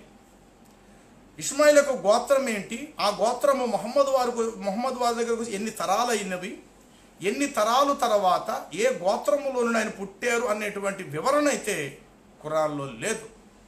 బైబిల్లో మనం చూస్తాం అబ్రహాం కుమారుడు దావీదు కుమారుడిని యేసుక్రీస్తు వంశావళి, అబ్రహాము ఇస్సాకును కనిని ఇస్సాకు యాకోబుని కనిని యాకోబు తన 12 మంది కుమారులను కని చెప్పి ఆ 12 మంది గోత్రాల్లో చెప్పుకుంటూ యూదా గోత్రం నుండి దావీదు వచ్చెను, దావీదులో నుండి వేరు చిగురు క్రీస్తునాథుడు వచ్చెను వంశావళి. దినవృత్తాంతం మొదటి గ్రంథం 5:2 ఒకటి చెప్తాడు, యోధా తన సహోదరుల కంటే మిక్కిలి హెచ్చువాడైనో అతని నుండి ఒక ప్రముఖుడు వస్తాడు అని వ్రాయబడినది. మరి మొహమ్మద్ వారు ఇష్మాయిలకు 12 గోత్రాలలో ఒక్క గోత్రంలో ఆయన వచ్చినట్టు కనీసం ఖురాన్లో ఆనవాలుందా? లేనే లేదు. ఇంకా విచిత్రం ఏంటంటే ఖురానులో మనకు 4 ఇష్మాయిలీలు కనబడతారండి. ఒకరు కాదు, ఇద్దరు కాదు, ముగ్గురు కాదు, సరిగ్గా 4 కనబడతారు. ఈ 4 ఇష్మాయిలీలు ఎవరనేది, వాళ్ళ విధానాలు ఏంటని మరొక్కసారి ఈ లైవ్ ప్రోగ్రాం ద్వారా మరొకసారి ఎప్పుడైనా మనం చర్చించుకుందాం. 4 ఇష్మాయిలు ఎక్కడెక్కడ ఉన్నారు, వాళ్ళ జీవితాలు ఏంటనేది తర్వాతసారి ఎప్పుడైనా మనం మాట్లాడుకుందాం. కాబట్టి ముస్లిం సహోదరులు చెప్పుకున్నట్లు తేమా అని అంటే ఇష్మాయిల్ గారు కుమారుడే, అందులో ఎంతమాత్రం సందేహం లేదు, బైబిల్లో ఉంది. కాబట్టి తేమా నుండి మొహమ్మద్ వారు వచ్చారని చెప్పడానికి ఆనవాలేది. రెండవది, తేమా అంటే కుడిపార్శ్వం అనేది బైబిల్ నిఘంటు ప్రకారంగా తేమ అంటే కుడిపార్శ్వం. దీనికి మళ్ళీ వాళ్ళు ఏమంటారంటే కుడిపార్శ్వం అంటే పెద్ద కుమారుడు, ఎడం పార్శ్వం అంటే చిన్న కుమారుడు. ఇబ్రాహీం గారికి పెద్ద కుమారుడు ఇష్మాయిలే, కానీ ఇష్మాయిల్ గారిలో నుండే మొహమ్మద్ వారు వచ్చారు కాబట్టి కుడి పార్శ్వం అంటే పెద్ద కుమారుడు. ఏమంటే పెద్ద కుమారుడు అంటే కుడి పార్శ్వము, చిన్న కుమారుడు అంటే ఎడం పార్శ్వం అని చెప్పడానికి అది ఎంతవరకు వాస్తవం అండి? కానీ వాస్తవం ఏంటంటే యేసుప్రభు మాట చెప్పారు, నీవు చేయు ధర్మము, నీ కుడి చేతితో చేయు ధర్మం నీ ఎడం చేతికి కూడా తెలియద్దు అన్నాడు. అంటే అన్నగారు చేసే ధర్మం తమ్ముడికి తెలియకూడదని అర్థమా, లేక తమ్ముడు చేసే ధర్మము అన్నగారికి తెలియకూడదని అర్థమా? కాబట్టి కుడి పార్శ్వము ఎడం పార్శ్వం అంటే పెద్ద కొడుకు చిన్న కొడుకు అని వివరణ ఇవ్వటం చాలా అది అజ్ఞానము. కాబట్టి దేవుడు తేమాలో నుండి బయలుదేరతాడనేది ఇష్మాయిల్ గారికి సంబంధించిన కుమారుడు, అతనిలో నుండి మొహమ్మద్ వారు వచ్చారనేటువంటిది పూర్తిగా దైవ లేఖనాలకు పూర్తిగా విరుద్ధమైనటువంటి విషయం. బైబిల్ నిఘంటు ప్రకారం వాస్తవానికి కుడి పార్శ్వము అని అంటే అర్థం ఏంటంటే తేమ అంటే దేవుని కుడి పార్శ్వం అని అర్థం. మరి దేవుడు ఎక్కడుంటే పరిశుద్ధ స్థలములో ఉన్నాడు. మరి పరిశుద్ధ స్థలములో ఉన్న దేవుని కుడి పార్శ్వము నుండి వచ్చినటువంటి మహానుభావుడు ఎవరంటే యేసుక్రీస్తు వారు. ఎందుకంటే తండ్రి రొమ్ములో నుండి ఆయన తీయబడ్డారు. తండ్రి రొమ్ములో నుండి అంటే కుడి పార్శ్వం. అలాగుననే ఆయన చనిపోయి సమాధి చేయబడి సమాధి నుండి తిరిగి లేచి పరలోకానికి ఎక్కిపోయి ఆయన ఎక్కడున్నాడో తెలిసి ఇప్పుడు కూడా తండ్రి కుడి పార్శ్వం అనే ఉన్నాడు. ఇప్పుడు రెండవ రాకడలో ఆయన భూమి మీదకు వచ్చినప్పుడు ఈ హబక్కుకు మనం చదువుకున్న ఈ మొదటి వచనాలన్నీ కూడా రెండో రాకడకు సంబంధించినవి. దేవుడు తేమా నుండి బయలుదేరును, పరిశుద్ధ దేవుడు పారా నుండి వస్తాడు, ఆయన హస్తము నుండి కిరణాలు బయలుదేరతాయి, అచ్చట ఆయన బలము దాగి ఉన్నది, ఆయనకు ముందుగా తెగుళ్ళు నడుస్తాయి, ఆయన పాదముల వెంట అగ్ని మెరుపులు వస్తాయి అన్న మాటలు ఇవన్నీ కూడా ప్రభు యొక్క రెండవ రాకడకు సంబంధించి. అంటే చనిపోయి సమాధిని గెలిచి పరలోకానికి వెళ్ళి ఎక్కడ కుడి పార్శ్వం వైపు ఆయన కూర్చున్నాడో ఇప్పుడు ఆ కుడి పార్శ్వములో నుండే ఆ తేమాలో నుండి దేవుడు బయలుదేరాలి. కాబట్టి యేసుక్రీస్తు వారి సాక్షాత్తు దేవుడని బైబిల్ చెప్తుంది. ఇది వాస్తవం. కాబట్టి తేమాలో నుండి దేవుడు బయలుదేరతాడు, ఇది వాస్తవం. తేమ అనే మాటకు సంపూర్ణ అర్థం బైబిల్ ప్రకారంగా కుడి పార్శ్వం. కాబట్టి కుడి పార్శ్వములో ఉన్నవారు ఎవరు అని అంటే ఈ అనంత విశ్వంలో దేవుని తండ్రి కుడి పార్శ్వమున క్రీస్తు ఉన్నాడు. ఆయన జడ్జిమెంట్ తీర్పు తీర్చువాడు. చూడండి, కీర్తనల గ్రంథము 50 సంకీర్తన 3వ వచనాన్ని మనం చదివితే అక్కడ ఇలా వ్రాయబడి ఉంటుంది, మన దేవుడు ఏం చేయుచున్నాడు. చూడండి, మన దేవుడు ఏం చేయుచున్నాడు, ఆయన మౌనముగా ఉండడు, ఆయన ముందర అగ్ని మండుచున్నది, ఆయన చుట్టూ ప్రచండమైన వాయువు విసురుచు ఉన్నది, ఆయన తన ప్రజలకు న్యాయము తీర్చుటకై అని చెప్పి వ్రాయబడినది. కాబట్టి ఇక్కడ ఆయన మౌనముగా ఉండడు, ఆయన ముందు అగ్ని మండుచున్నది, ఆయన చుట్టూ ప్రచండ వాయువు ఉన్నది. కాబట్టి దేవుడు ఏం చేయుచున్నాడు. ఇక్కడ కూడా అదే మాట చెప్పాడు. ఆయన చూడండి, ఆయన మహిమ ఆకాశం అంతటా కనబడుచున్నది, భూమి ఆయన ప్రభావంతో నిండి ఉన్నది, ఆయన హస్తము నుండి కిరణములు బయలుదేరుచున్నవి, ఆయన వెంట ఆయన పాదముల వెంట అగ్ని మెరుపులు వచ్చుచున్నవి. ఇవన్నీ క్రీస్తు రెండవ రాకడలో జరగబోయేటువంటి సందర్భాలు. దీనినే ద్వితీయోపదేశకాండంలో కూడా చెప్పాడు. దేవుడు సీనాయి నుండి ఉదయించను, పారాను కొండ నుండి ఆయన ప్రకాశించును, ఆయన వేవేల పరిశుద్ధ దూతల మధ్య నుండి ఆయన వచ్చును అన్న మాట దెస్సలోనికలకు పౌలు చెప్పిన పత్రికలో ఉన్న మాటే అంతకుముందు ద్వితీయోపదేశకాండం 33వ అధ్యాయములో మోషే ద్వారా సెకండ్ కమింగ్, రెండవ రాకడలో క్రీస్తునాథుడికి సంభవించబోయే విషయాలను అక్కడ ద్వితీయోపదేశకాండములో దేవుడు ముందుగానే తెలియపరిచాడు. చూద్దాం మరొకసారి ద్వితీయోపదేశకాండము 33వ అధ్యాయము మొదటి వచనము నుండి మనం చదివితే, మోషే మృతి చెందక ముందు అతడు ఇశ్రాయేల్ ప్రజలను పిలిచి ఇట్లా నేను, యెహోవా సీనాయి నుండి వచ్చును, సెయీరు నుండి వారికి ఉదయించును, పారాను కొండ నుండి ప్రకాశించును, వేవేల పరిశుద్ధుల సమూహముల మధ్య నుండి ఆయన వచ్చును, ఆయన కుడి పార్శ్వమున అగ్ని జ్వాలలు మెరియుచుండెను. ఏవండి, దేవుని కుడి పార్శ్వమున అగ్ని జ్వాలలు. యేసు ఏ విధంగా వస్తాడంటే అగ్ని జ్వాలలలో యేసు ప్రత్యక్షమైనప్పుడు అని దెస్సలోనికలకు పౌలు రాసిన పత్రికలు క్లియర్గా ఉంటారు. కాబట్టి ఇక్కడ 33వ అధ్యాయంలో క్రీస్తుకు రెండవ రాకడకు సంబంధించిన విషయాలే, హబకుకు ప్రవక్త 3వ అధ్యాయం 3వ వచనం కాని చెప్పిన విషయాలు కూడా క్రీస్తు యొక్క రెండవ రాకడకు సంబంధించినటువంటి విషయాలే. ఆయన వచ్చే విధానము, ఆయన ముందర అగ్ని నడుచుతున్నది అని, దీనిని యెషయా గ్రంథం 66వ అధ్యాయము 15వ వచనాన్ని మనం చదివితే అక్కడ ఇలా ఉంటుంది. యెషయా గ్రంథము 66వ అధ్యాయం 15వ వచనాన్ని మనం చదివితే, యెహోవా అగ్ని రూపముగా బయలుదేరుచున్నాడు అన్న మాట చూడండి. 16వ వచనము 15వ వచనం, ఆలకించుడి, మహా కోపముతో ప్రతిదండన చేయుటకి అగ్ని జ్వాలలతో గద్దించుటకు యెహోవా అగ్ని రూపముగా వచ్చుచున్నాడు. దేవుడు తేమాలో నుండి వచ్చుచున్నాడు. ఆయన అగ్ని జ్వాలలతో ప్రత్యక్షమవుతాడని ద్వితీయోపదేశకాండం 33లో చదివాము. హబకుకులు ఏమంటాడు? ఆయనకు ముందుగా అగ్ని తెగుళ్ళు బయలుదేరుచున్నవి, ఆయన పాదములు వెంట అగ్ని మెరుపులు బయలుదేరుచున్నవి అన్నాడు. కాబట్టి ప్రియులారు, ఇవన్నీ కూడా క్రీస్తు ప్రభు యొక్క రెండవ రాకడకు సంబంధించినవి. అగ్ని జ్వాలలతో గద్దించుటకు యెహోవా అగ్ని రూపముగా ఆయన వచ్చుచున్నాడు. కాబట్టి ఆయన హస్తములో నుండి కిరణాలు బయలుదేరునన్నాడు. చూశారు? హబకుకు గ్రంథము చూడండి, ఆయన హస్తములో నుండి కిరణములు బయలుదేరును. ఏమంటే యేసుక్రీస్తు ప్రభు వారి భూమి మీద జన్మించినప్పుడు ఆయన తన హస్తములను ముట్టగా ఆ కిరణాలు బయలు వెళ్ళి అనేక మంది రోగులను బాగు చేసేయండి, చచ్చిపోయిన వారిని బ్రతికించాయి. అంటే ఆయన హస్తములో నుండి కిరణములు అనగా అర్థం ఏంటంటే స్వస్థపరిచి, నాశనాన్ని నిర్మూలన చేసి, జీవమును ప్రసాదింపచేసి బ్రతికించగలిగే ఆ జీవ కిరణాలు ఆయన హస్తముల నుండి బయలు వెళ్ళిన అచ్చట ఆయన బలము దాగి ఉండెను. ఆయన తన బలము చేత అనేకులను బ్రతికించాడు. ఆయన ఇవన్నీ క్రీస్తునాథుడికి సంబంధించిన వాస్తవాలను అక్షరార్థముగా మొహమ్మదు వారికి పోల్చుకోవటం ఎంత విడ్డూరం అండి. అందుకే బైబిల్ చెప్తుంది, చేదు తీపనియు తీపి చేదని చెప్పుకునే వారికి శ్రమ, వెలుగు చీకటనియు చీకటి వెలుగని చెప్పుకునేటువంటి వారికి శ్రమ. తమ దృష్టిలో తామే బుద్ధిమంతులు, తమ దృష్టిలో తామే జ్ఞానులమనియు తమ ఎన్నికలలో తామే బుద్ధిమంతులమని చెప్పుకునే వారికి శ్రమ.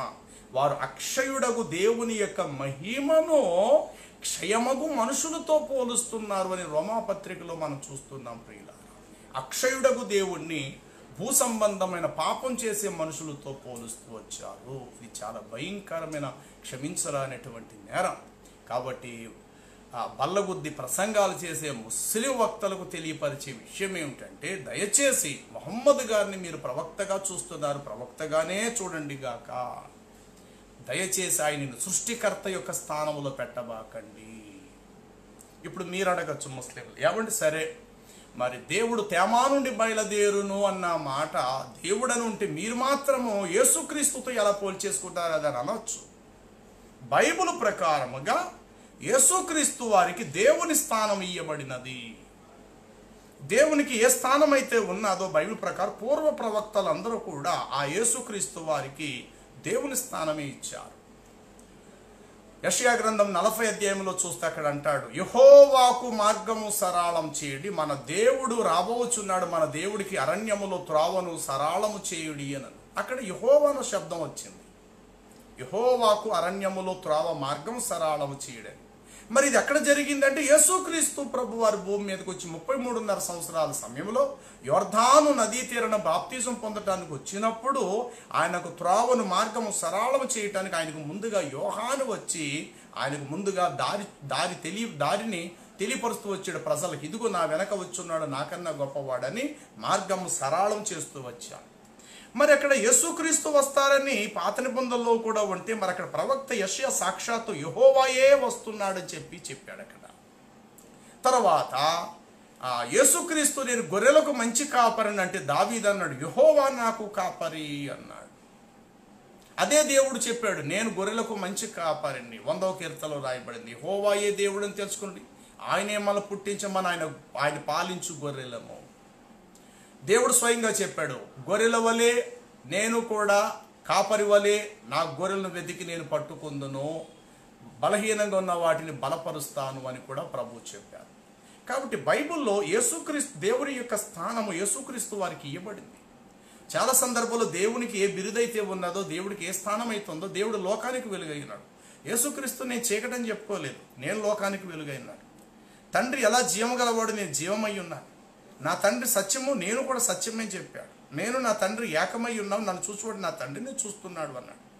కాబట్టి తండ్రి అయిన దేవుడికి సంబంధించిన సమపోలిక క్రీస్తునాథునికి మాత్రమే సరిపోతుంది తప్ప కత్తి పట్టుకొని అనేకులు ప్రాణాలు బలికోరి అనేకులను చంపి అనేక మంది స్త్రీలను తన యొక్క శరీర వాంఛ తీర్చుకోవడానికి పెళ్ళిళ్ళు చేసుకొని ఆఖరికి తర్వాత భయంకరమైన వ్యాధి చేత లేవలేనటువంటి పరిస్థితుల్లో ఉండిపోయి వీలైతే 10 మందికి అన్నం పెట్టచ్చు. మనుషులు అన్నవారు ఎవరైనా 10 మందికి అన్నం పెడతారు. అన్నం పెట్టినంత మాత్రం దేవుడే ఇప్పుడు కదా.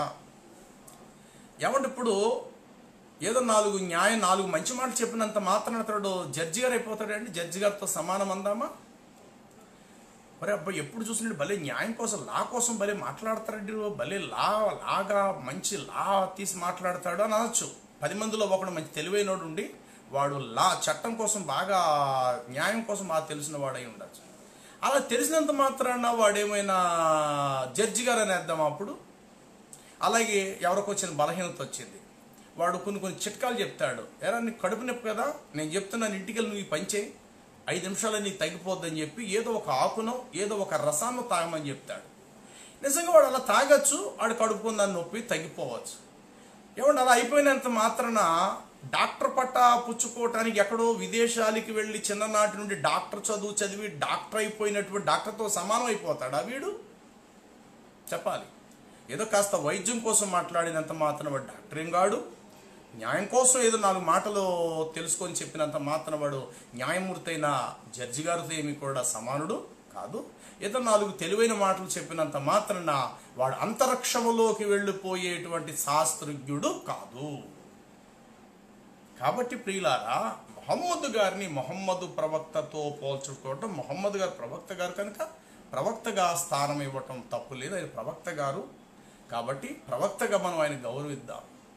కానీ బొత్తిగా ప్రవక్త స్థానం కంటే మించిపోయే సృష్టికర్త యొక్క దేవుని స్థానాన్ని మొహమ్మద్ గారికి పోల్చి దేవుడు తేమా నుండి వచ్చును అన్న మాట కేవలం మొహమ్మద్ వారికే సరిపోతుందని చెప్తూ దేవుడు తేమా నుండి బయలుదేరినన్న మాట ఈయనకు సంబంధించింది అని చెప్పటము అది ఎంతవరకు సమంజసము?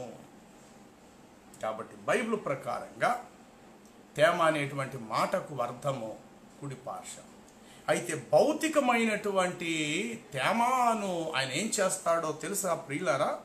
చూడండి, భౌతికమైనటువంటి తేమ కూడా ఉన్నది. దానికోసం కూడా ఒకసారి మనం ఆలోచన చేద్దాం. ఆమోసు గ్రంథము రండి, దేవుని పరిశుద్ధ బైబిల్ గ్రంథము ఆమోసు గ్రంథాన్ని మనం చూడగలిగితే అక్కడ ఆమోసు గ్రంథములో ఇలా వ్రాయబడి ఉంటుంది. ఆమోసు గ్రంథము నెంబర్ 1, ఆమోసు గ్రంథము 1వ అధ్యాయము 12వ వచనము చూడండి. తేమాను మీద నేను అగ్ని వేసేదను అన్నాడు దేవుడు. ఏ ముస్లిములైతే తేమా నుండి దేవుడు బయలుదేరును అది సాక్షాత్తు మొహమ్మదు వారే అని అన్నాడో, ఇప్పుడు అదే తేమాను మీద దేవుడు ఏం చేస్తాడు అని అంటే అగ్ని కూడా వేసేస్తాడు. బైబిల్లో రెండు మాటలు ఉన్నాయి, ఒకటి తేమ, రెండు తేమ. తేమ అనేటువంటిది కుడిపార్శ్వం అయితే, అదే ఇష్మాయేలు గారు 9వ కుమారుడు పేరైతే, యాకోబు కుమారుడైనటువంటి ఏషావు ఆ తర్వాత అతడు ఏం చేశాడంటే ఇష్మాయేలు కుమార్తెను పెళ్లి చేసుకున్నాడు. ఇష్మాయేలు కుమార్తెను పెళ్లి చేసుకున్న తర్వాత అతని నుండి తేమాను అనేటువంటి కొడుకు పుట్టాడు, తేమాను అనేటువంటి కుమారుడు పుట్టాడు.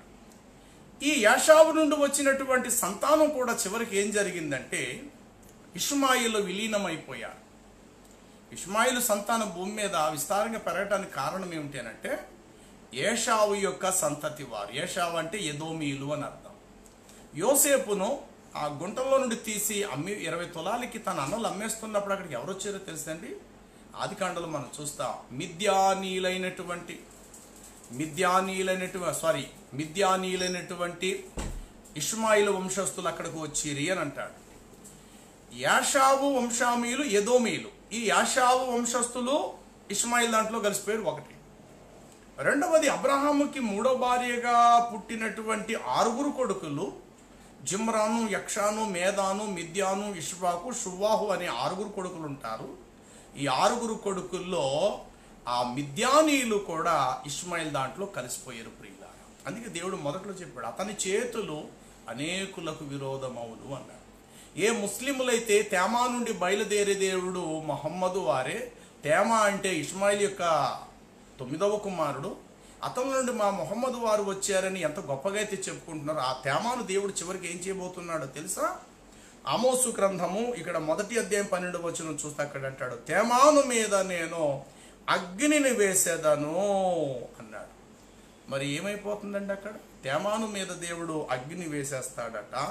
తర్వాత 3వ అధ్యాయము 7వ వచనాన్ని మనం గమనిస్తే అక్కడ ఏమంటాడు అంటే తన సంకల్పాన్ని దేవుడు తన ప్రవక్తలైన యెహోవాకు తెలియచేయను.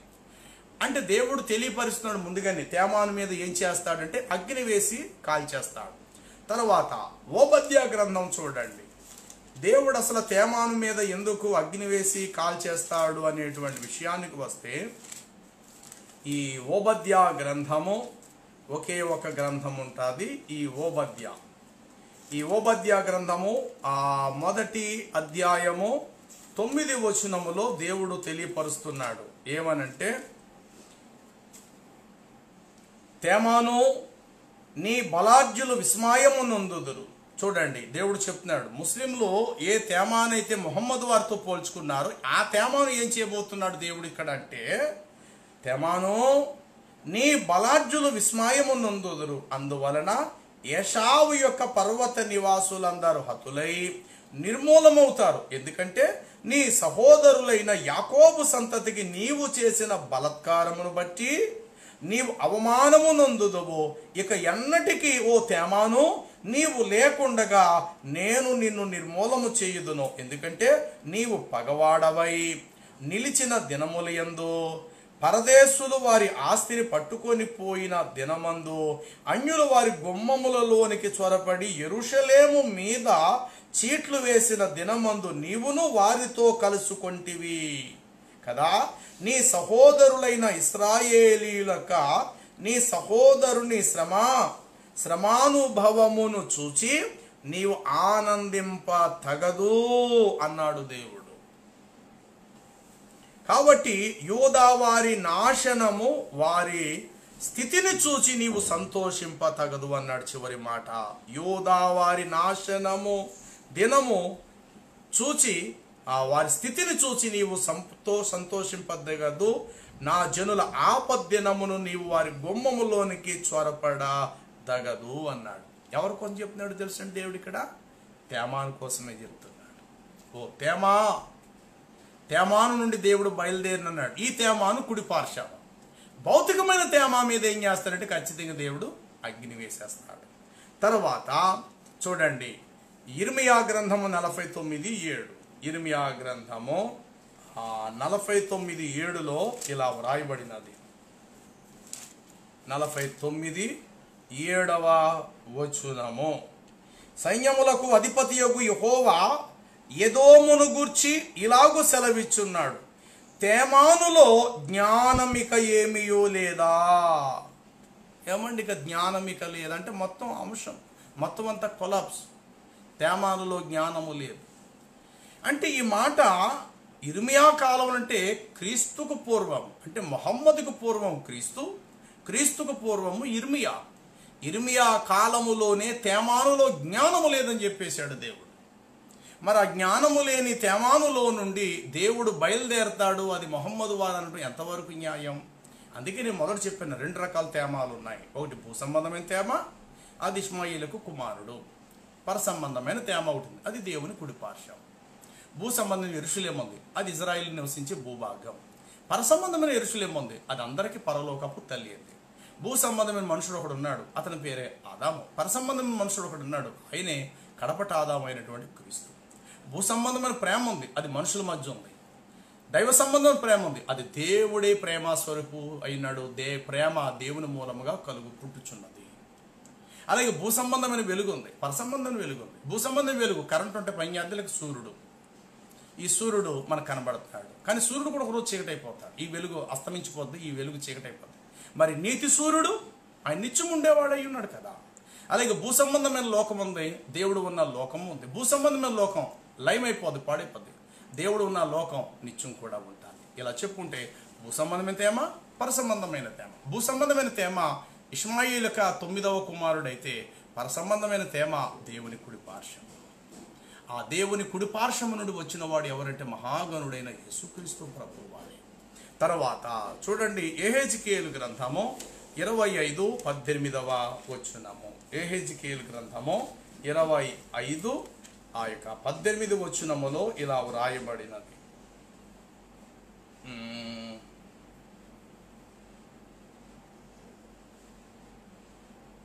అక్కడ అంటాడు కదా 17వ వచనములో, క్రోధముతో వారిని శిక్షించి వారి మీద నా పగ పూర్తిగా తీర్చుకుందును, నేను వారి మీద నా పగను తీర్చుకుందును అని చెప్పేసేసి దేవుడు ఇక్కడ ఆ యొక్క తేమానీయుల గురించే దేవుడు ఇక్కడ ఈ సందర్భంలో తెలియపరుస్తున్నాడు. చూడండి అక్కడ 13వ వచనం చూద్దాం. 13వ వచనము, ఏదోము మీద నా చెయ్యి చాపి మనుషులను పశువులను దానిలో లేకుండా నేను సమస్తము నిర్మూలము చేసేదను. తేమాను పట్టణము, చూడండి, తేమాను పట్టణము మొదలుకొని నేను దానిని పాడు చేసేదను అన్నాడు. అంటే తేమాను పట్టణమును పట్టుకొని దాన్ని పాడు చేసేదను. అంటే ముస్లింలు ఏ ఇష్మాయేలు యొక్క 9వ కుమారుడు కోసం గొప్పగా చెప్తున్నారో, ఆ 9వ కుమారుడు నివసించే భూభాగం అయితేనేమి, ఆ 9వ కుమారుడు యొక్క వంశావళైతేనేమి, ఇక్కడ దేవుడు ఏం చేస్తున్నాడంటే తేమాను పట్టణము మొదలుకొని నేను దానిని పాడు చేసేస్తాను అన్నాడు. కాబట్టి దేవుడు చెప్పింది తేమా నుండి బయలుదేరిన హబక్కుకు ద్వారా దేవుడు తెలియపరిచిన మాట ఇష్మాయేలు యొక్క 9వ కుమారుడికి సంబంధించిన మాట అయితే కాదు.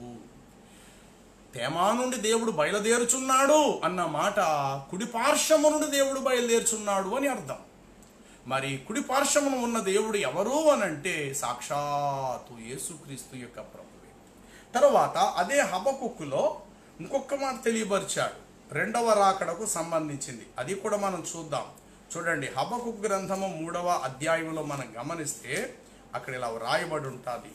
3వ అధ్యాయము 15వ వచనం చూడండి, ఏముంటుందంటే నీవు సముద్రమును త్రొక్కుచు సంచరించుచున్నావు అన్నాడు. అదే 3వ అధ్యాయము హబక్కుకు గ్రంథము 15వ వచనము. దేవా నీవు సముద్రమును త్రొక్కుచు సంచరించుచున్నావు అన్నాడు.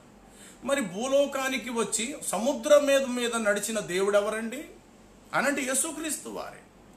పోనీ ఈ మాట హబక్కుకు 3వ అధ్యాయంలో ఉన్న వచనాలన్నీ ఒకవేళ మొహమ్మదు వారికే సంబంధించినవి అని అనుకుంటే గనుక, మొహమ్మదు వారి జీవితకాలం 63 సంవత్సరాల కాల వ్యవధిలో, కాలమంతట్లో ఏనాడైనా సముద్రము, నది, చెరువు, ఒక పిల్ల కాలువ మీద నడిచాడంటే లేదు కదా. కాబట్టి ఇక్కడ ఆ కుడి పార్శ్వము నుండి వచ్చి ఆ దేవుడు ఏం చేస్తాడు అంటే నీవు సముద్రమును త్రొక్కుచూ సంచరిస్తావు అన్నాడు. రాత్రి 4వ జామున యేసు సముద్రం మీద నడిచెను అని చెప్పి మత్తయి సువార్త 14:30 వచనములో మనం చూడగలుగుతాం. 30-34 వచనాల్లో అలాగే యోహాను సువార్త 6వ అధ్యాయము 16వ వచనం చూస్తే ఆ దినమే సాయంకాలమైనప్పుడు శిష్యులందరూ ఆ యొక్క పడవ మీద ప్రయాణం చేస్తుండగా యేసు ఇంకా వారి యొద్దకు రానందున గాలి తుఫాన్లు వచ్చినప్పుడు యేసు ఆ సముద్రం నీళ్ల మీద జలముల మీద నడుస్తూ ఆ దోణి యొద్దకు వెళ్ళి నిలిచాను. కాబట్టి ఇక్కడ హబక్కుకు చెప్పాడు ఏమిటంటే, నీవు సముద్రమును త్రొక్కుచూ సంచరిస్తావు అంటే ఏ కుడి పార్శ్వము నుండి దేవుడు బయలుదేరి రాబోతున్నాడు ఆ దేవుడు సముద్రం మీద కూడా నడుస్తాడని కూడా చెప్పాడు ప్రియులారా. కాబట్టి సముద్రం మీద నడిచిన దేవుడే కుడి పార్శ్వము నుండి రాబోచున్నాడు. ఆ కుడి పార్శ్వము నుండి వచ్చినటువంటి దేవుడే యేసుక్రీస్తు వారు. మొదట్లో ఆయన ఎక్కడి నుంచి వచ్చాడంటే కుడి పార్శ్వమున తండ్రి రొమ్ములో నుండి వచ్చాడు. వచ్చి తన కార్యాన్ని కర్తవ్యాన్ని కొనసాగించి మనుషుల విమోచనార్థమై బలిపశువుగా మరణించి సమాజముడు తిరిగి లేచి ఇప్పుడు పరలోకపు తండ్రి కుడి పార్శ్వమున ఆసీనుడై కూర్చున్నాడు.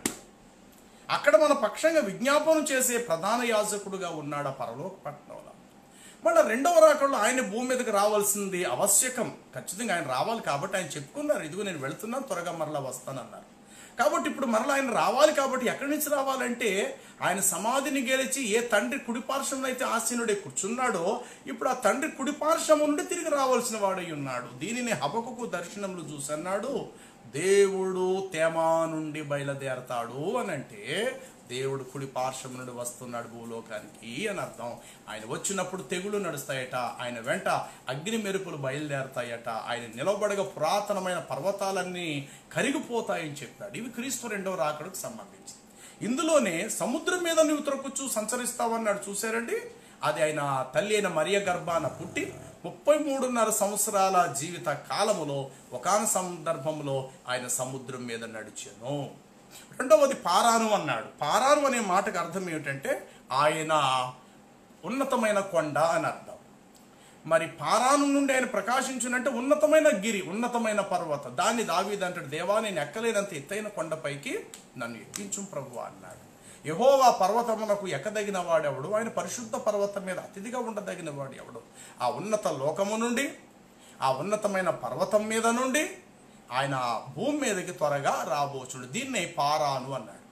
ఇంతకీ దేవుడు పారాను కొండ నుండి ప్రకాశిస్తానన్నాడు తప్ప పారాను అరణ్యముల నుండి ప్రకాశిస్తానని చెప్పలేదు. ఇష్మాయేలు స్థిరపడింది ఎక్కడంటే పారాను అరణ్యములు ఉన్నాడు తప్ప అని పారాను కొండ మీద లేడు. ఒకవేళ ముస్లింలు అలా అనుకున్నట్లు ఇది ఇష్మాయిల్ గారు పారాను అరణ్యములో స్థిరపడ్డాడంటే ఎస్, పారాను అరణ్యములో ఇష్మాయిల్ పెరిగి పెద్దవాడే పెళ్లి చేసుకున్నాడు. కానీ పారాను కొండ అని చెప్పలేదు. ద్వితీయోపదేశకాండంలో ఆయన పారాను కొండ నుండి ప్రకాశించును అన్నాడు. హబక్కులో కూడా అదే మాట చెప్పాడు.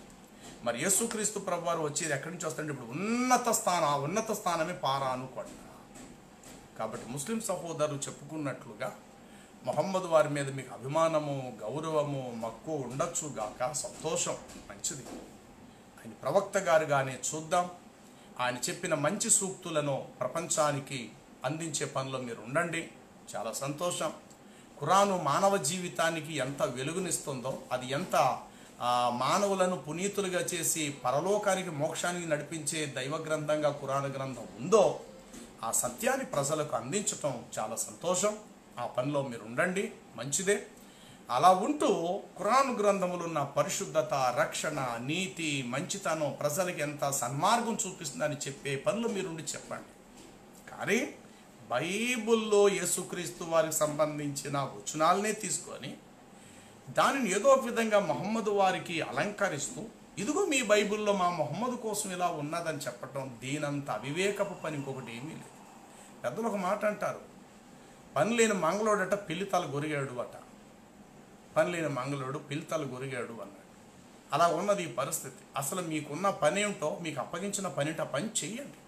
అల్లా ఏం చెప్పారు, మొహమ్మద్ వారి యొక్క జీవితం ఏంటి, ఆయనలో ఎంత మంచితనం ఉంది, ఆయన బోధలు ప్రపంచానికి ఎంతవరకు ప్రజలకు మేలుకరంగా ఉంటాయనేది వాటిని వెతికి దాన్ని ప్రజలకు అందించడంలో తప్పు లేదు. అలాగే క్రైస్తవులైన వారు యేసుక్రీస్తు బోధలు ఏం చెప్పారు, యేసుక్రీస్తులో ఏ మంచితనం ఉందో, ఆయనలో గొప్పతనం ఏంటి, బైబిల్ ఏం చెప్తుంది అనే పనిలో క్రైస్తవులు కూడా ఉండి ఇటు క్రైస్తవులు క్రీస్తు యొక్క బోధను ముందుకు తీసుకెళ్తుంటారు. అలాగే ముస్లిం సహోదరులైన మీరు కూడా మొహమ్మద్ వారి ఖురాను, అల్లా వారి యొక్క మంచిని బోధను ముందు తీసుకెళ్ళటంలో తప్పు లేదు. కానీ బొత్తిగా ఏదో ఒక విధంగా మొహమ్మద్ వారిని హైలైట్ చేయాలా, ఏదో ఒక విధంగా మొహమ్మద్ వారికి గొప్పతనం మనం సంపాదించి పెట్టాలా అన్నట్టుగా ఇంకా ఖురాన్లో ఏమీ లేవని అని అనుకుంటున్నారు ఏంటో. మరి కేవలం బైబుల్ దగ్గరికి వచ్చి బైబుల్కి సంబంధించిన వచనాలు అక్షరార్థమైన ఏమైనా ఉంటే దాన్ని తీసుకెళ్ళి ఇలా వంశావళి క్రమంగాను. అసలు ఒక విచిత్రం ఏంటంటే అసలు ఇస్మాయిల్ గారు వంశంలో మహమ్మద్ పుట్టినట్టే ఆనవాలేదు. మరి ఎందుకు చాలామంది చెప్పుకుంటున్నారు మహమ్మద్ గారు ఇస్మాయిల్ గారిలో నుండి వచ్చారు, ఇబ్రాహీం యొక్క పెద్ద కుమారుడు ఇస్మాయిల్ గారిలో నుండి మహమ్మద్ పుట్టారు అంటే అసలు ఆనవాలే లేదు కదా. అసలు ఖురాన్లో ఆయన వంశావళి లేదు, ఇస్మాయిల్ చరిత్ర లేదే. ఇస్మాయిల్ యొక్క కుమారులు ఎలాగ చివరికి మహమ్మద్ గారి దగ్గరికి వచ్చేసరికి ఆ వంశావళి యొక్క వివరణే ఖురాన్లో లేనప్పుడు అసలు ఆ ఇస్మాయిల్ గారి వంశం నుండి మహమ్మద్ వారు పుట్టారన్న సందర్భమే ఖురాన్లో లేనప్పుడు ఎలాగూ ఇస్మాయిల్ గారికి మహమ్మద్ వారు వంశావళి కలుపుతారండి? మహమ్మద్ గారు అసలు ఏ వంశంలో పుట్టారనేది అసలు ఖురాన్లోనే లేదు. ఎందుకంటే ముస్లింలకు ఖురాను ప్రామాణిక గ్రంథం, అలాగే క్రైస్తవులకు కొత్త నిబంధన ప్రామాణిక గ్రంథం, యూదులకు పాత నిబంధన ప్రామాణిక గ్రంథం. క్రైస్తవులకు యూదులకు కలిపి పూర్తిగా పరిశుద్ధ బైబిల్ గ్రంథం ప్రామాణికం.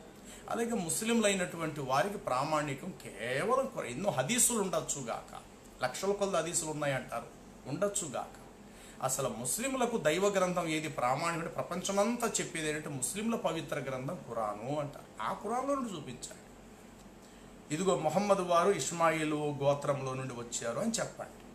అంతే తప్ప బైబిల్లో యేసునాథునికి సంబంధించినటువంటి విషయాలన్నీ వెతుక్కుంటూ ఏదో ఒక విధంగా ఇవన్నీ కూడా మహమ్మద్ వారికి వాటిని అలంకరిస్తూ ప్రజల్లో మహమ్మద్ వారిని ఫోకస్ చేయాలి, మహమ్మద్ వారిని లోకానికి తెలియపరచాలని చెప్పి అలాంటి అడ్డదారుల్లో వెళ్ళి చెప్పటం దీనంత అజ్ఞానము మరొకటి లేదు అని దయచేసి ప్రేమతో నా ముస్లిం సహోదరులకు విజ్ఞప్తి నేను చేస్తూ ఉన్నాను.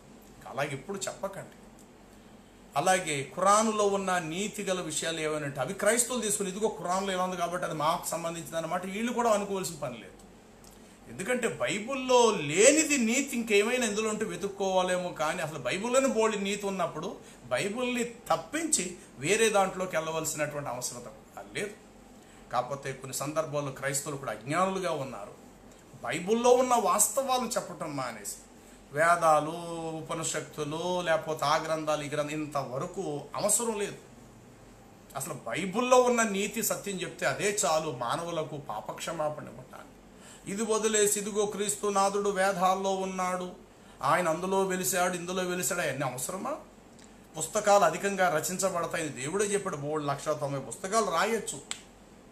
అలా రాసినంత మాత్రాన దైవావేశం చేత రాయబడిన ఆత్మ సంబంధమైన దైవ గ్రంథమైన బైబిలుతో ఈ ప్రపంచంలో ఏ గ్రంథము సరిసాటి కాదుగాక.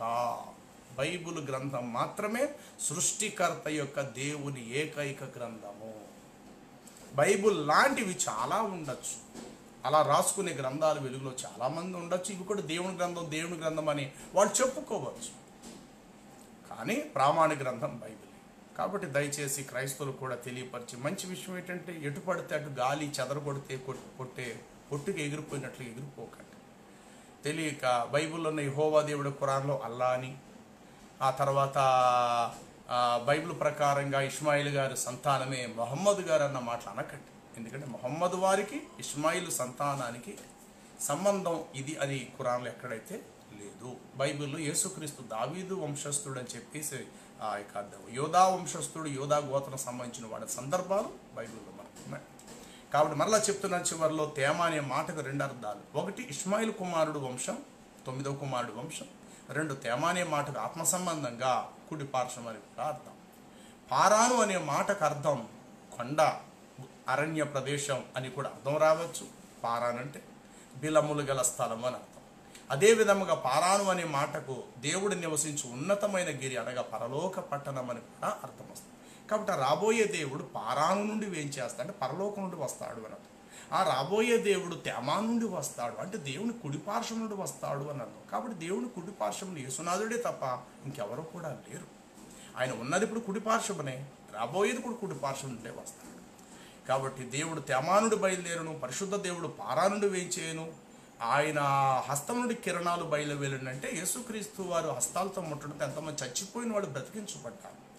ఆయన ముందర అగ్ని నడుచుచున్నది అనే మాట కదా, క్రీస్తు 2వ రాకడలో అగ్ని జ్వాలలో ఆయన ప్రత్యక్షమై భూలోకానికి వస్తాడు.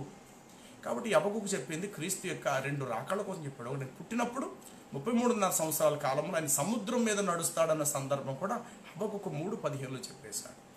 తర్వాత రెండవ రాకడలో ఆయన వచ్చేటప్పుడు ఏం జరుగుతాయి అనేది కూడా ఆ హబక్కుకు 3వ అధ్యాయం 3వ వచనం కాంచి లైన్గా చెప్పుకుంటూ వచ్చాడు. కాబట్టి హబక్కుకు చెప్పిన ఈ గ్రంథం 3వ అధ్యాయంలో ఏ ఒక్క వచనం కూడా దయచేసి ఖురానుకు కానీ, ముస్లింలకు కానీ, ఇస్లాం మతానికి కానీ, ఆఖరికి మొహమ్మద్ ప్రవక్త గారికి కానీ ఒక్క పోలిక, ఒక్క వచన సంబంధమైన ఆనవాలు ఏది కూడా లేదనియు, ఈ బైబిల్లో ఉన్న ప్రవచనాలు సాక్షాత్తు మెస్సయ్య అనబడిన క్రీస్తు నాథుడికే సంబంధించినవి.